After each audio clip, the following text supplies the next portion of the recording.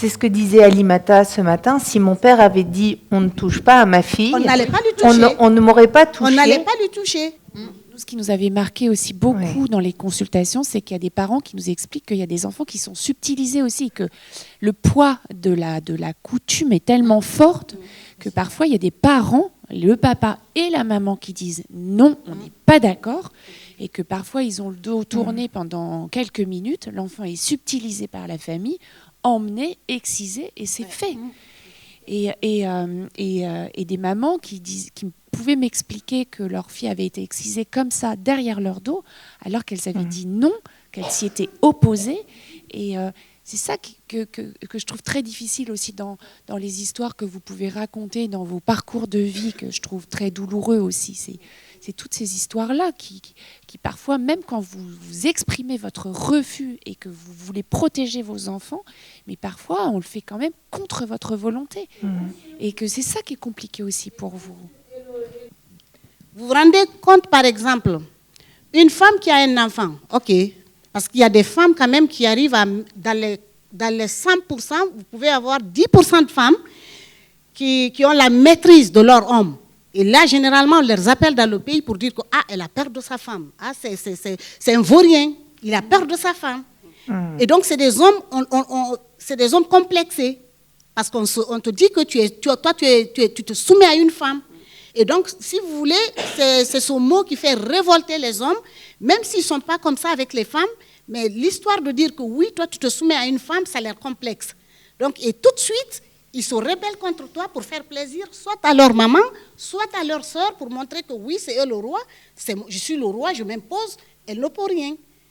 Et donc, voilà, toi maintenant, la maman qui a cette fille, tu dis à ton monsieur qui t'aime beaucoup, ou bien qui est soumis à toi, voilà, tu sais ce qu'on va faire, on ne va pas exciser cet enfant, cette fille, on la laisse telle qu'on la voit.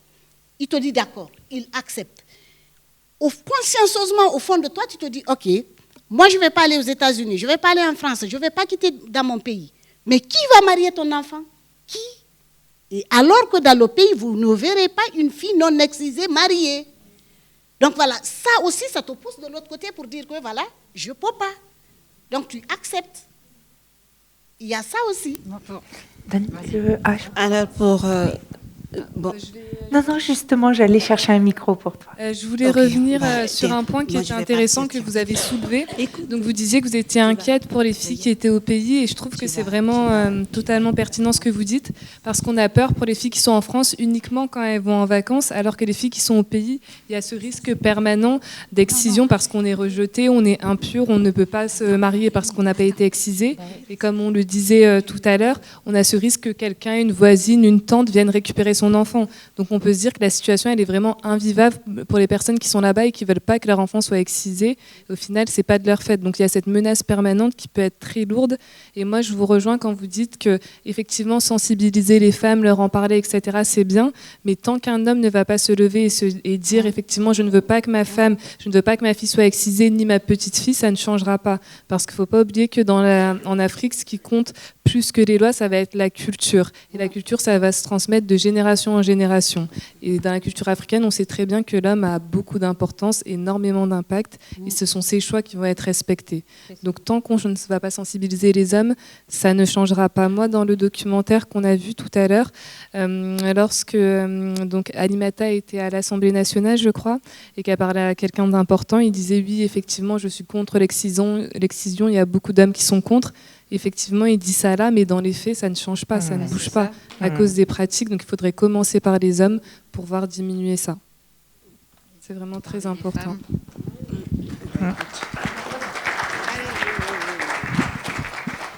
Ah, c'est parce que tu es emmêlé dans le... Attends. Voilà, super. En fait, moi, je voulais juste rebondir un peu sur ta question des médecins qui voient les femmes excisées. Moi, en fait, je l'ai vécu ça et je l'ai mal vécu, si je peux dire comme ça. Mais ce n'était pas la faute du médecin parce que moi, personnellement, je n'arrivais pas à me regarder dans une glace. Non seulement, en fait, tu ne te connais pas, tu ne connais pas ton corps. Tu es une femme, oui, tu sais qu'il est où le sexe et tout, mais il y a des parties de ton corps que tu ne connais pas. étant une femme excisée avec des cultures religieuses et tout, donc tu as cette peur de te regarder ou connaître certaines parties qui te font plaisir ou autres. Donc j'ai été à une consultation gynécologue. Ça s'est mal passé parce que la dame, elle m'a dit, vous êtes excisée en type 2. Et du coup, moi, je ne comprenais pas parce que, je sais pas, je sais que j'ai été excisée, mais je ne sais pas c'est quel type, c'est quelle façon, c'est quelle manière. Je n'avais aucune idée et j'ai commencé à savoir ce qui s'est vraiment passé avec cette femme, en fait. Elle m'expliquait en me disant, là, c'est pas forcément la réparation qui va vous aider tout de suite, parce que moi, tout de suite, j'étais dans le déni de dire que non, il faut que je retrouve ce que j'ai perdu pour être complète. Mais au final, je me suis rendu compte que c'était pas que la réparation qui était en ce moment-là nécessaire pour moi dans la démarche que je voulais faire. Et du coup, ce médecin, il a su quand même m'accompagner durant tout au long de la procédure, même si peut-être que lui, il ne le sait pas. Il l'a pas vécu, moi je l'ai vécu, mais il a su faire un accompagnement qui m'a permis de me connaître, me découvrir et puis à mettre des mots sur les parties de mon corps. Donc je pense que ça c'est un travail quand même qui est aussi très important parce que nous, je ne sais pas si c'est toutes les femmes africaines, mais la plupart de nous, les femmes africaines, on ne met pas les mots sur nos parties intimes tout de suite comme fait d'autres personnes. Donc, je vais dire que les médecins aussi sensibilisent à leur manière. Donc, ça, je pense que c'est important pour nous aussi, de soulever le sujet, au fait. Il n'y a pas qu'en Afrique qu'on ne parle pas de son sexe, de comment il est fait, comment il est fait. Effectivement, ici aussi, c'est un tabou. Alors, peut-être un peu différemment, mais Atiti. Merci beaucoup, Mariama. Tu dois partir. Merci. Atiti, tu voulais compléter? Oui, c'est pour dire que oui, effectivement, c'est à nous d'abord de commencer à apprendre à connaître notre corps. Moi, personnellement, comme disait Alimata, peut-être que, parce que j'ai pas mal fait de thérapie, j'ai beaucoup dansé, énormément dansé et tout, et j'ai, comme peut-être certaines petites filles, je me suis souvent regardée avec le miroir pour découvrir, pour voir effectivement ce qui s'était passé. Comment tu étais faite. Comment j'étais faite.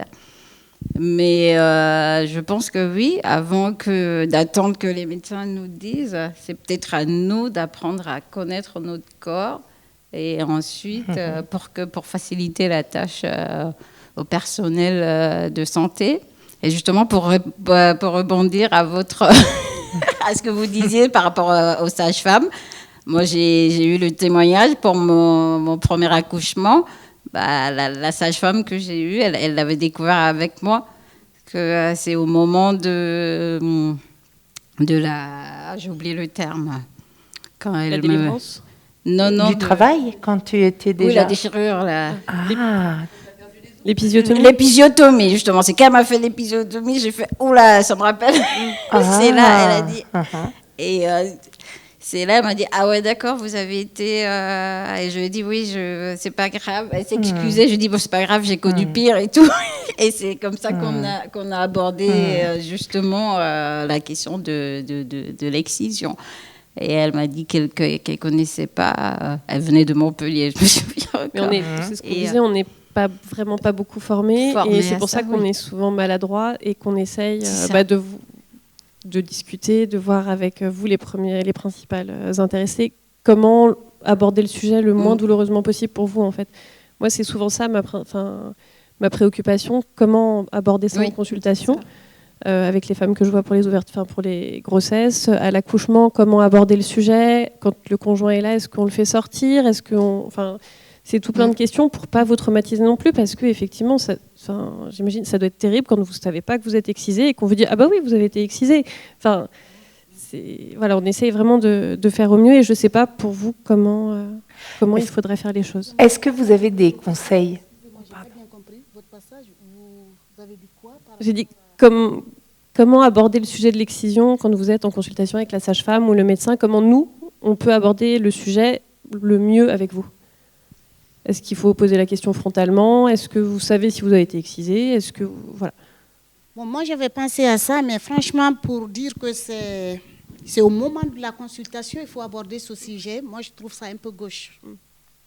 Parce que tu es venu en consultation. Donc, il y a certaines choses, croyez-moi, quand on vous raconte, est-ce que même la consultation, tu vas la faire avec la personne qui est en face de toi? Peut-être qu'elle sera tellement émue que la consultation, tu vas bouleverser le médecin. Mais par contre, les sages-femmes ou les médecins qui font accoucher les femmes comme ça, chercher un groupe de femmes comme nous et chercher un rendez-vous, mettre en contact les sages-femmes ou les médecins avec les femmes comme nous, leur dire ce qu'on a vécu avant qu'on ne soit en consultation. Moi, je pense que ça serait mieux pour nous et mieux pour le médecin. Mais attendre le jour de la consultation, oui, le jour de la consultation, nous sommes toutes des Guinéennes, mais on a été excisées différemment. Quand elle vous explique comme ça, par exemple, quand elle vous explique, elle est chrétienne, de la façon qu'elle a subi son excision, et pour moi, ce n'est pas la même chose. Ce n'est pas la même chose. Par contre, si c'est un groupe de femmes, chacune de nous a sa façon de subir l'excision, et on est face aux médecins ou aux sages-femmes, leur dire, moi par exemple, j'ai accouché dans le Val d'Oise. Mais croyez-moi, quand je suis venue le lendemain de mon accouchement, quand j'ai été reçue par une sage-femme qui était très gentille avec moi, et je lui ai dit parce que j'avais peur. J'ai fait une césarienne au pays, ma troisième fille, j'ai fait une césarienne. Et il y a des choses que les femmes ne comprennent pas en France. Quand tu leur parles du sexe, de l'excision, de toute souffrance que tu as eue, on te voit avec des enfants, on se pose des questions pour dire qu'est-ce qu'elle raconte, alors pourquoi, comment elle fait ses enfants. Moi, la question a été posée par une spécialiste. Mais madame, excusez-moi, c'est votre vie privée, vous n'êtes pas obligée de me dire comment vous avez fait vos enfants. Et c'est quand elle m'a consultée, elle m'a dit, descendez, le frère va m'entendre. Que tu aies 3, 4 enfants, tu ne peux pas expliquer ça à une personne. Je ne sais pas si vous comprenez un peu ce que je vous dis. Ça ne se comprend pas. Mais c'est quand tu pars au fond, ou bien si tu es en face d'un médecin qui te consulte, c'est le médecin qui se rend compte que, voilà, ce que celle-là a dit, c'est vrai. Parce que moi, quand j'étais devant mon officier, par exemple, à l'OFPRA, quand tu m'entendais, et quand j'ai accouché, ils ont appelé un médecin, la dame est venue faire deux lignes. Il y a une petite cicatrisation au niveau des lèvres. Là, elle s'arrête là. Et moi, je vais devant l'officier, je lui raconte ce que j'ai subi. Il me dit, mais Mme Bari, ce que vous me dites, ce n'est pas là. C'est tout à fait le contraire de ce que vous me dites. Je dis, mais je me porte volontiers. Si vous avez un gynécologue ici, je me porte volontiers. Consultez-moi. Je lui ai dit ça. Il a dit, ce qu'on va faire, il y a des gens pour ça, des spécialistes en la matière. Vous prenez rendez-vous avec ces gens. Et la dame, là, quand je suis allée, elle m'a consulté, celle qui a fait un retour. Parce que je ne savais même pas que l'excision, il y a un type 1, un type 2, un type 3. Elle m'a dit, vous avez un type 3. Et elle a rajouté des choses que je ne retiens pas dans ma tête. Donc, moi, je pense qu'en consultation, c'est mon avis à moi personnel, en consultation, ça ne va pas marcher. Par contre, les femmes victimes de ça, cherchez un rendez-vous avec des médecins ou des sages-femmes, qu'on se voit, on vous explique des problèmes qu'on a. Comme je vous le disais tout de suite, la Pontoise, quand j'ai accouché, et bon, avant d'accoucher, la sage-femme, elle m'a dit, je dis, madame, est-ce que, s'il vous plaît, vous allez faire une césarienne pour moi? Elle m'a dit, non, madame, on ne le fait pas. Vous accouchez. J'ai commencé à pleurer. Elle dit, pourquoi vous pleurez? Je dis, je me demande, parce qu'au pays, on a déchiré mon ventre pour faire sortir l'enfant. Je dis, je me demande comment l'enfant va sortir. Elle a dit, ne vous inquiétez pas, vous êtes en France, ça va bien se passer. Donc, comme c'était ma première fois en France, je dis, d'accord, je vais essayer. Et dans la salle, pour un début, si je ne me trompe pas, j'étais avec 2 sages-femmes et finalement, je me suis retrouvée dans une salle pleine. Voilà. Et maintenant, c'est la première fois que j'entends en France parler une langue qui n'est pas le français. Je voyais les gens, les dames, au téléphone, ils parlaient quelque chose comme ça, comme ça, comme ça. Et tout ce que j'ai entendu après, c'est de dire que la dame, elle ne fait que saigner, saigner, saigner. Parce qu'il court, ça se déchire. Et voilà, donc je suis restée finalement à l'hôpital, si je ne me trompe pas, 9 à 10 jours comme ça. Donc nous, avec des situations comme ça, franchement, moi je préfère parce qu'il y a des dames qui se plaignent.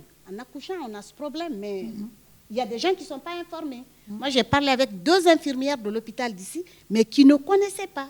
Elles ne connaissent pas. L'excision, c'est quoi? Elles ne connaissent pas. Donc, si tu es en face, par exemple, toi, tu es enceinte, tu es en face d'une sage-femme qui n'a jamais connu cette situation. Voilà, toi, tu es dans ce que tu as, dans ce que tu es, elle ne sait pas le problème que toi, tu as, et là, tu es dans un accouchement, voilà, comment ça va se passer, on ne sait pas. Je crois qu'il faut que tous, on se forme plus, davantage. Je crois que c'est ça le constat, en fait, de ce que vous expliquez, madame, en fait. Je pense qu'il faut qu'on connaisse mieux toute cette problématique pour qu'on sache mieux l'aborder avec vous, mieux l'aborder déjà pour commencer, et puis mieux le dépister. Ensuite en consultation, mais je pense que avec le projet là qui va se développer au CHR, je pense que les gens vont se former et seront donc plus à même de pouvoir l'aborder correctement et ensuite de pouvoir mieux le prendre en charge. En fait, je pense que c'est ça qui permettra de prendre en charge les femmes plus correctement. Fois dans l'interrogatoire et dans la prise en charge après médicale, en fait. Je pense, quand je vous écoute, je pense. Moi, ce que j'ai cru comprendre, mais tu vas me corriger, je compte sur toi si j'ai mal compris, en fait, que le moment de la consultation gynécologique, quand le médecin voit, ce n'est pas le moment. Mais est-ce que du coup, en parler un petit peu avant, au préalable, échanger sur le vécu des violences et sur ce que certaines femmes ont vécu dans leur chair, les mutilations génitales féminines, à ce moment-là, c'est plus adapté. Avant, comment tu dirais? Parce que ce matin, vous disiez quand même qu'il fallait en parler, mais du coup, à quel moment? C'est peut-être pas quand on voit, c'est peut-être avant. Qu'est-ce que vous conseilleriez? Pourquoi je le dis comme ça, Sophie? Et toujours, il y a des femmes qui ne sont pas rassurées pour parler. Bien sûr.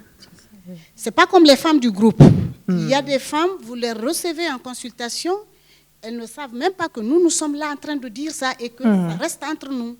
Donc, vous tombez sur une femme comme ça en consultation, vous lui demandez, elle ne va pas vous dire grand chose. Elle ne va pas vous dire. Parce que pour elle, elle ne peut pas le dire. Oui. Par contre, nous, on s'est décidé de le dire, de dénoncer, de le dire. Donc, nous, par exemple, face aux sages-femmes, et elles vont se transformer. Par exemple, on n'aura pas toutes les sages-femmes, non? Mais si, par exemple, nous, on a 3 personnes avec nous, et elles vont transmettre aux autres. Par contre, les autres femmes qui vont venir en consultation, moi, j'en ai une qui est allée en consultation de l'autre côté, à Orléans, et à la source là-bas, là. Mais après, elle m'a dit, je ne sais pas si c'est une infirmière ou un médecin.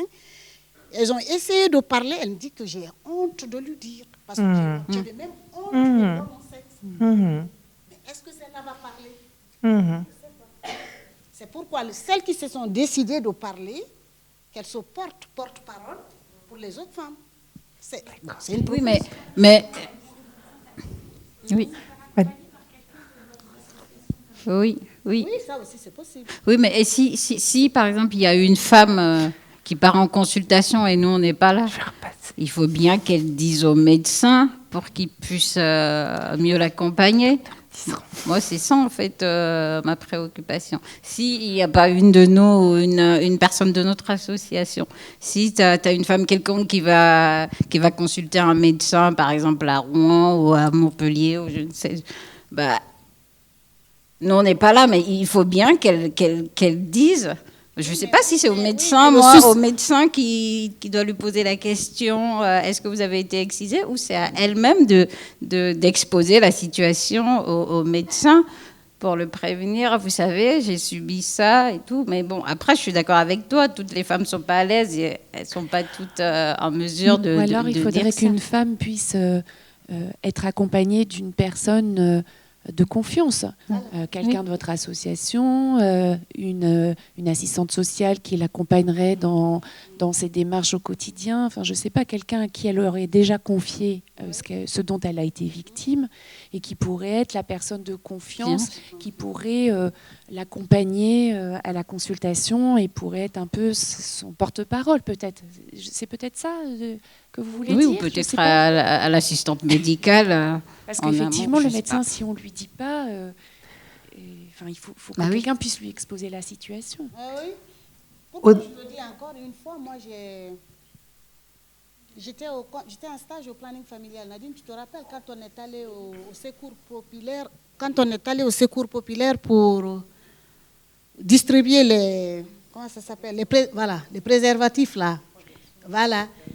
Moi, il y a une femme qui m'a vue là-bas, et après, ils ont commencé à dire que je me suis lancée dans ça pour faire ce genre de choses. Donc, si tu as le complexe, tu ne vas plus continuer. Tu as peur de le dire. Et aujourd'hui, le message qu'on a passé aujourd'hui, peut-être il y en a beaucoup qui ne connaissaient pas c'est quoi l'excision, mais avec tout ce monde-là, beaucoup de personnes ont pu avoir quelque chose. Mais si c'est individuellement, le message va être lent. Il va être lent, parce qu'il y a d'autres qui vont parler, il y a d'autres qui ne veulent pas parler. C'est pourquoi moi je dis, si on a quand même ce rendez-vous programmé avec les sages-femmes ou les médecins, qu'on puisse passer notre message, et de notre côté encore, on va se battre pour réunir les femmes victimes de tout ça là, pour dire, comme vous avez dit, madame, si on va déléguer une assistante sociale, si on va déléguer une femme du groupe, mais vraiment qui va garder ce secret. Mais sinon, si vous voulez, vous pouvez essayer d'en parler avec les femmes qui vont venir. Vous allez voir, c'est qui va dire, c'est qui ne va pas dire. Oui. Peut-être, oui, on peut ouvrir la parole au public pour poser des questions. C'est Sophie, j'entends, je ne la vois plus. Bonjour, donc la question que je me pose... Je reviens. Je sais pas si ça fonctionne ? Oui, c'est parfait. Voilà, alors je me pose la question justement de la vocation de la Maison des Femmes. Est-ce que, puisque vous disiez tout à l'heure que ce sera un lieu où les professionnels viendront à la rencontre des femmes, est-ce que ça peut être un lieu qui pourra accueillir l'association regroupant mesdames, quand elles se seront montées en association, et vers lequel vous pourriez orienter quand vous avez l'idée que vos patientes peuvent être confrontées à ce type de problématique? Le but de la Maison des Femmes, c'est vraiment de regrouper tous les acteurs impliqués dans la lutte et la prise en charge des violences faites aux femmes dans le sens large du thème. Donc, effectivement, c'est de regrouper dans ce lieu les professionnels, les associations, CIDFF, LAE, AVL, voilà, vraiment regrouper tout dans un même lieu. Et donc, vous êtes les bienvenus dans notre Maison des Femmes avec grand plaisir.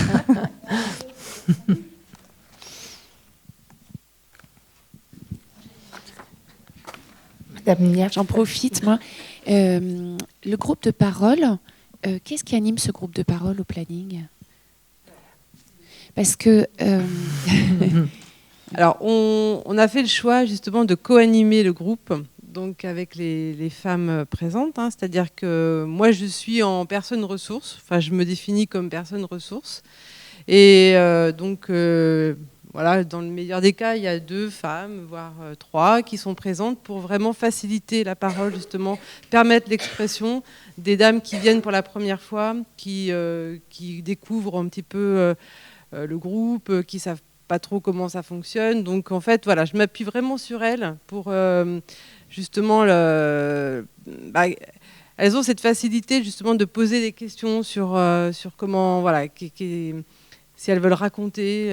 Souvent, ça passe par le récit quand même de l'acte en fait, de la mutilation. C'est pour ça qu'en fait, c'est ce que disait Néné tout à l'heure, on s'aperçoit, même étant originaire d'un même pays, les pratiques sont très différentes, les souvenirs sont très différents, les âges aussi. Et voilà, même ce qu'elle disait, c'est que souvent, voilà, on s'imagine que c'est toujours un peu la même histoire, mais pas du tout, quoi. Oui. Et il y a des contextes très différents. Il n'y a pas de psychologue avec... non, il n'y a pas de psychologue. Parce que, en fait, je vous pose cette question, c'est très intéressé. Parce que, donc, c'est ce que je disais tout à l'heure, on a eu plusieurs fois des mamans qui avaient perdu des enfants dans leur pays. Et moi, ça me fissure le corps tout entier quand j'entends ces récits vraiment poignants. Et je suis démunie je ne sais pas vers qui adresser ces mamans. Alors, des groupes de parole, voilà, mais je ne sais pas si ça serait le bon endroit pour... alors, en plus, nous, on accueille des mamans qui viennent parfois de très loin, donc je n'ai pas les ressources pour pouvoir dire, allez voir telle ou telle personne. J'ai pas encore... je ne sais pas encore vers qui adresser ces mamans pour qu'elles aient une prise en charge, parce qu'elles n'ont pas de prise en charge et elles sont très seules avec ce chagrin immense, c'est-à-dire à la fois gérer ce qu'elles ont à gérer pour elles-mêmes et gérer aussi ce chagrin.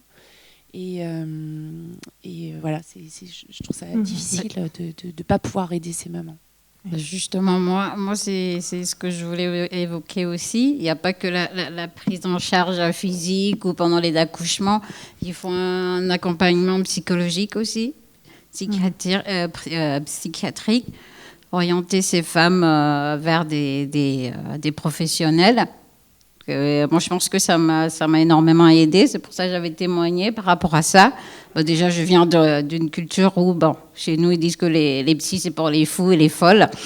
Et justement, j'ai témoigné, dire que j'ai connu des années de thérapie. J'ai été voir un psychiatre, justement, pour m'aider à surmonter ça. Et je pense que, comme disait Alimata ce matin, il y a aussi énormément de conséquences psychiques aussi. Il n'y a pas que physique. Et pour ma part, moi, je pense que j'ai plus eu ça. Ça a été plus ça. Et c'était après mes accouchements. Ça a souvent été le cas. Et je pense que oui, il faut aussi se pencher sur cette partie-là aussi, sur ces conséquences-là aussi. Les prises en charge et les accompagnements peuvent être complémentaires les uns des autres. Nous, on a un groupe d'expression de femmes qui se mobilisent, mais qui n'est pas à visée thérapeutique, qui est plutôt là pour travailler à se renforcer sur l'estime de soi, sur votre vécu.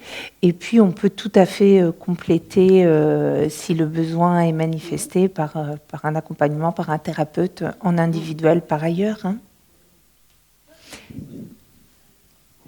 Une question intéressée également. Est-ce qu'il est possible en tant que professionnel d'assister à un échange, à une séance On les invite. Pour voir comment vous abordez les choses. On a accueilli déjà de nombreux professionnels, déjà les médecins du planning qui sont venus à tour de rôle. Il y a eu aussi des sages-femmes qui sont venues. À chaque fois qu'il y a des... après, le tout, c'est d'expliquer aussi au groupe, en fait, un petit peu quel est l'objectif de la présence de quelqu'un d'extérieur. Mais, oui, tout à fait, c'est au contraire. Je pense qu'en fait, l'objectif, c'est aussi d'apporter des choses, même dans vos pratiques, de comprendre un petit peu aussi ce qui se passe dans les récits et la difficulté de parler même entre elles. Je trouve que ça... Et généralement, les professionnels qui ont été présents nous ont dit oui, c'est vrai que j'ai souvent été confrontée à des situations que j'ai pas su, j'ai été maladroite, et en même temps, c'est humain, c'est compliqué. Je pense que quand on est comme ça face à une violence, parce que on parle de mutilations, mais dans les récits de vie, il y a aussi des violences sexuelles, des mariages précoces, des accouchements précoces. C'est beaucoup de douleurs. Donc des fois, il y a effectivement des moments, des femmes qui craquent, qui pleurent. C'est ce qui est. Mais ça fait. C'est toujours des moments assez intenses, mais qui enrichissent beaucoup. Mais tout à fait, il n'y a pas de problème. Merci, je reviendrai vers vous du coup. Est-ce que je peux poser une petite question, Sophie? Là. Ah oui, Sylvie. C'est parti. Je voulais revenir sur le volet de la prévention. Donc moi, je suis assistante sociale en établissement scolaire. Et le questionnement qui était tout à l'heure à quel moment on peut aborder ces violences faites aux femmes lors d'une consultation ou à un autre moment. Ça m'a fait penser à des questionnements qu'on avait il y a quelques années sur les violences sexuelles faites aux enfants et à quel moment on pouvait aborder ces sujets, comment on pouvait le faire. Et en fait, le constat était que ces drames font peur aux personnes et aux professionnels, que les professionnels n'étaient pas suffisamment formés et que grâce à la formation, grâce à des actions comme aujourd'hui, moi, pourtant ça fait 38 ans que je suis assistante sociale, je connais très très bien les dispositifs, mais pour autant j'ai appris des choses. Et du coup, je me questionne aussi sur la formation des professionnels et aussi sur le fait qu'à un moment donné, il faut pouvoir oser dans les entretiens. Quand on a une relation de confiance avec une personne ou avec un enfant ou avec un élève, il faut pouvoir oser poser aussi cette question. Et pouvoir oser, c'est aussi parce qu'on sait qu'on va pouvoir orienter, parce qu'on va avoir des ressources, parce qu'on sait que si on n'est pas très à l'aise, on pourra s'adresser au CIDFF, au LAE, au planning familial, etc., ou à la sage-femme qui va bien, qu'on connaît bien et qui est formée pour. Voilà, donc voilà. Après, ça, c'était ma première réflexion. Ma deuxième réflexion, c'est que dans le cadre de l'éducation à la sexualité, à la vie affective, il faut que les professionnels dans les établissements scolaires, ils aient à l'esprit que dans une classe, il peut y avoir des jeunes filles qui ont été victimes de ces mutilations sexuelles et qu'il faut l'avoir à l'esprit. Et il faut aussi progresser dans nos actions de prévention dans les classes et aussi avoir le courage de se former, peut-être des fois de faire des groupes que de filles, peut-être de faire évoluer cette prévention qui n'est pas une prévention en one-shot, là, une fois, boum, dans le planning du comité d'éducation à la santé et à la citoyenneté, mais quelque chose tout au long du parcours. Voilà ma petite contribution. Mais ça correspond tout à fait à la démarche qu'on a mise en œuvre depuis bien longtemps maintenant au planning familial, c'est-à-dire qu'on aborde pour toute personne qui vient, même pour une question liée à la contraception, la question des violences. On l'aborde et on questionne le vécu des personnes. Après, les personnes sont libres de répondre à cette perche tendue pour ouvrir la parole ou à répondre non. Et puis peut-être laisser cheminer les choses et puis revenir à un autre moment pour en parler ou pas. Mais en tout cas, on se dit que si nous, professionnels, on n'aborde pas le sujet, le silence autour de ces grands tabous de société, en fait, empêche les personnes, en tout cas, de venir et de s'exprimer par elles-mêmes sur le vécu. Donc, on fait comme on peut, parce que comme vous, on a des agendas très chargés, des fois beaucoup de monde dans nos salles d'attente, mais on se dit que, en tout cas, on a envie dans la démarche de systématiser ce questionnement sur le vécu des violences dans un accueil qui est généraliste comme celui du planning familial sur les questions de sexualité. Kim Axel, tu voulais prendre la parole? Excuse-moi, je viens de... Justement, c'était pour rebondir par rapport à votre question. Est-ce que des professionnels ont déjà participé à des groupes de parole? Et j'ai eu l'occasion de le faire donc l'été dernier. Et oui. Donc c'était une de mes interventions collectives qui m'a le plus marquée parce que bon, le sujet m'intéresse beaucoup. Et par rapport aux échanges qu'il y avait entre les femmes, elles ont réussi à me faire confiance, à se confier à moi. Et nous aussi, en tant que juriste, c'est vrai qu'on a l'aspect hyper technique, hyper pointu. Et de se mettre à la place des femmes, de mieux comprendre. En tout cas, je les remercie. Il y en a quelques-unes que je reconnais. Je les remercie encore une fois de s'être confiée à moi et ça a été très utile et ça m'a vraiment beaucoup marqué. Merci. Alors moi j'ai encore une question. Donc je suis venue à titre personnel. Je ne suis pas dans votre monde. Donc l'excision, j'en avais entendu parler. Je me suis dit, Je vais aller écouter. Alors, il y a quelque chose qui m'interroge. Alors, ça n'a rien à voir peut-être ici, mais c'est l'histoire. Pourquoi faire ça aux femmes ? Enfin, pourquoi ça fait tellement de souffrance. Il y a des sanctions. Alors, je me dis, pourquoi avoir fait ça ? Ces coutumes, ok. Moi, je pensais que c'était dans la religion. Non, vous avez dit non à un moment. Oui, ce matin, l'intervenante nous a. Pardon, c'était pas ce matin. Non, il n'y a pas de souci. Nous a bien dit que dans chaque religion, elle avait été regardée, faire des recherches et que ça n'était jamais préconisé. Kim Axel, tu nous le confirmais tout à l'heure. Et effectivement, pour répondre un peu à votre question, moi, après avoir fait des travaux, des recherches là-dessus, la réponse qui revenait en général, c'était que c'était une volonté des hommes de pouvoir contrôler la femme, son plaisir, etc. Et faire en sorte qu'elle soit vierge au mariage en se disant que si elle n'éprouve pas de plaisir, elle ne va pas aller avec plusieurs hommes, elle n'aura pas cette volonté d'avoir différentes relations avec des partenaires, donc on l'excise et de différentes façons. Donc c'est ce qui revenait le plus. Oui. Au final, et j'avais même eu des témoignages de femmes qui disaient effectivement ils veulent des femmes excisées, mais une fois qu'ils sont mariés avec nous, ils vont peut-être nous tromper avec des femmes qui ne le sont pas. Donc il y a vraiment ce paradoxe et ce décalage qui est énorme. Moi, je voulais dire une question qui prolonge la vôtre, parce que on a entendu que c'était une pratique extrêmement ancienne, hein, on a parlé de moins 1000 avant Jésus-Christ, donc on va dire que ça fait 3000 ans que ça existe. On a bien conscience que c'est la domination des hommes sur les femmes, le patriarcat, mais on se dit quand même, depuis tant de temps, est-ce que l'expérience n'a pas montré, ce que les hommes vivent de ce que les femmes vivent.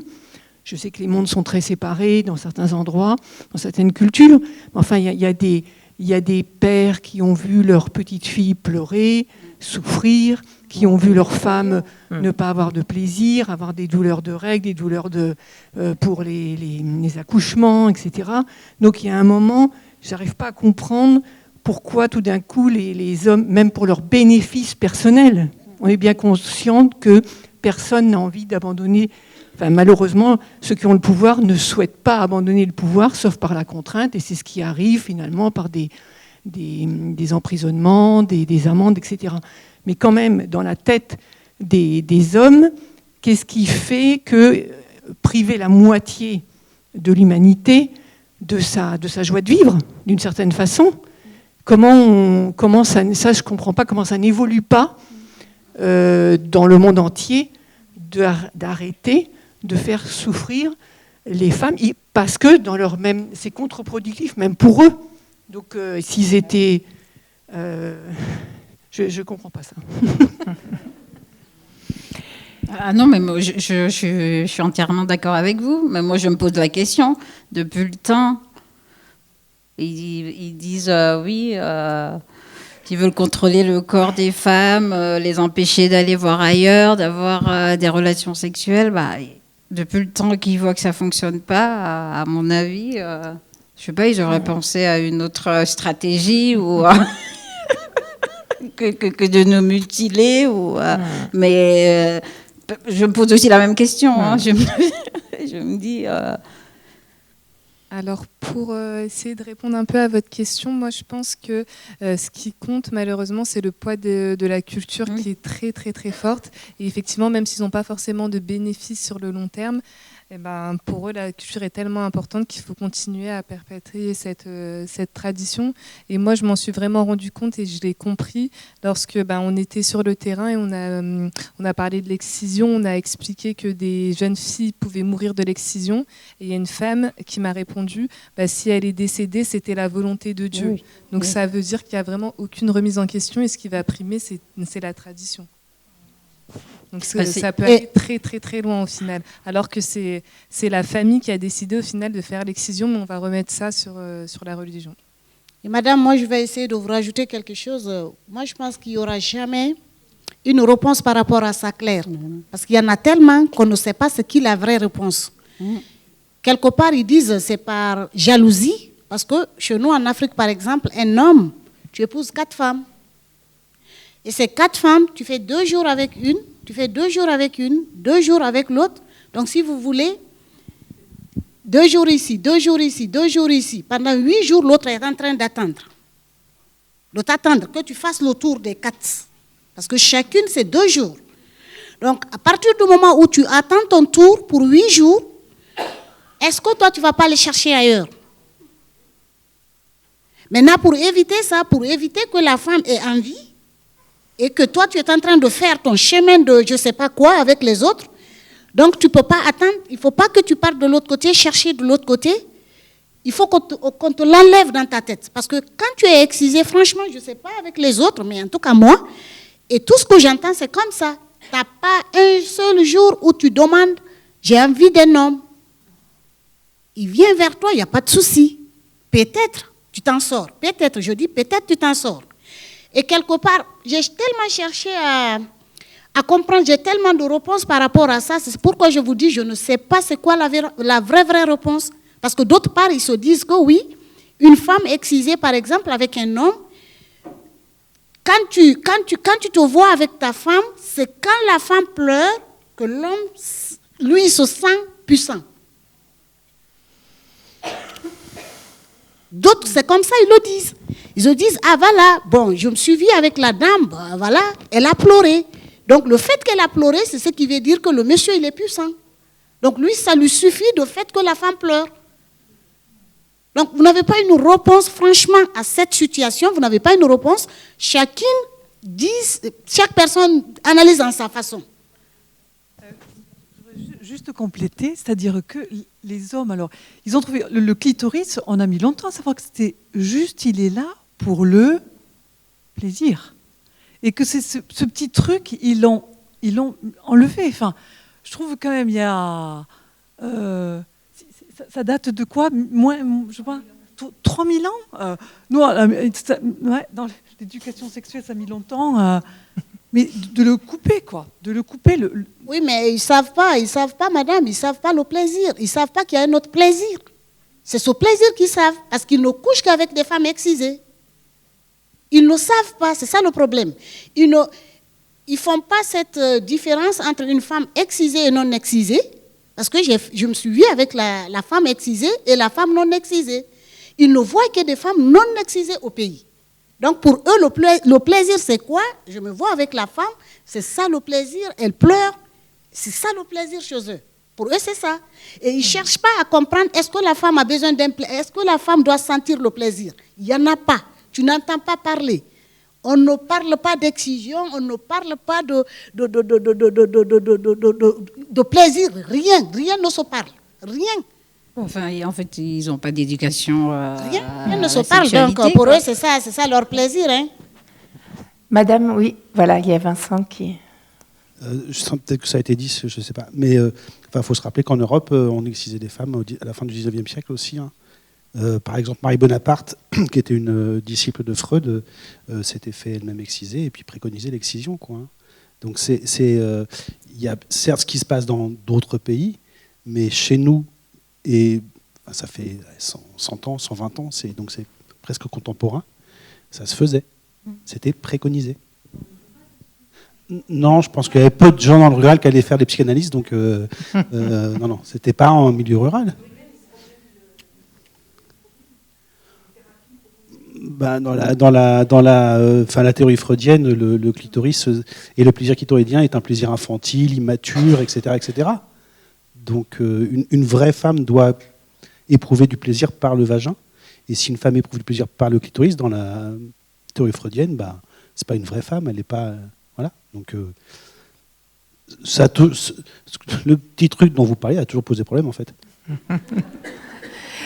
Est-ce qu'il y a d'autres interventions avant que l'on puisse clore cette journée ?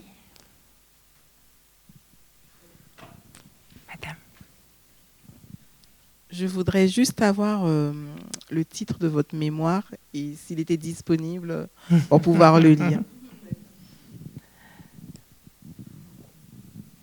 Alors moi, pour mon mémoire, c'était l'impact du droit dans la lutte contre les mutilations génitales féminines en Afrique de l'Ouest, Alors, il n'est pas disponible, mais je pourrais vous l'envoyer si vous me donnez votre adresse mail. Et c'était pour montrer l'inefficacité du droit dans cette lutte, parce qu'on se rend compte qu'en Afrique de l'Ouest, on a presque tous les pays qui interdisent les mutilations génitales féminines. Et on voit que les pourcentages de femmes excisées est vraiment très, très élevé. Moi, je me souviens qu'il y avait une prévalence de 97% en Guinée, alors que la loi datait d'il y a plusieurs années. Donc, on voit vraiment ce décalage. Et notamment, quand on avait fait le groupe de parole, il y avait des femmes qui m'expliquaient que donc, les mutilations elles pouvaient être faites à domicile ou même dans des hôpitaux. Et je me demandais comment quelque chose qui est interdit par la loi peut se réaliser dans un hôpital public. Enfin, c'est vraiment aberrant. Donc, c'était plutôt dans ce sens-là mon analyse. Je pourrais vous envoyer le mémoire sans souci. Je vous en prie. Ça vient vers vous. Je me permets de conclure à mon niveau. Alors, le combat n'est jamais terminé. Il est loin d'être, on n'en est qu'à sa genèse. J'ai pas envie de parler de génération perdue parce que c'est tout aussi affreux que ce qu'on a pu entendre ce matin. Mais ce que je trouve extrêmement positif, alors je suis assistante sociale, je travaille au CCAS d'Orléans. J'ai travaillé dans une maternité à Paris, dans le 19e arrondissement, où j'ai jamais entendu aucun médecin parler de mutilation génitale féminine, alors que je pense que ça faisait partie aussi des problématiques qu'ils rencontraient avec leurs patientes. Moi, ce que je vois sur Orléans maintenant, quand je suis arrivée ici, j'avais effectivement entendu parler des maisons des femmes. Donc, il y a celle de la génération Mitterrand qui était très militante. Ensuite, il y a eu celle de Saint-Denis. Entre-temps, il y a eu certainement d'autres modèles. Je le voyais un peu comme un idéal, en fait, qui pourrait jamais arriver jusqu'ici. Et en fait, le voici presque. Donc, il arrive doucement, il se développe aussi sur tout le territoire. Que ce soit ce modèle-là qui se développe, je trouve que c'est aussi très intéressant parce que réinventer, c'est bien, mais poursuivre aussi un combat qui a déjà été mené et dont l'expérience a été positive, c'est extrêmement riche. Vous parliez aussi dans vos professions, on n'a pas parlé de gynécologie sans frontières, mais ils sont intervenus au CHR, je crois que c'était en 2017. Donc c'est vrai que c'est aussi bien de pouvoir savoir qu'il y a tout un tas de gens qui se mobilisent autour du sujet. À l'époque, c'était la maternité de Châteauroux. Moi, j'étais surprise qu'à Châteauroux, on soit aussi créatif. Aujourd'hui, on va peut-être devenir aussi sur Orléans. Donc voilà, c'est ce que je voulais dire, c'est que il y a plein de choses à venir. Donc, et merci beaucoup.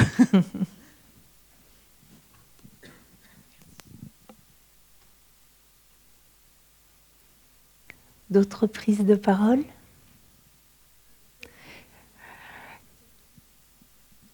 Élise arrive.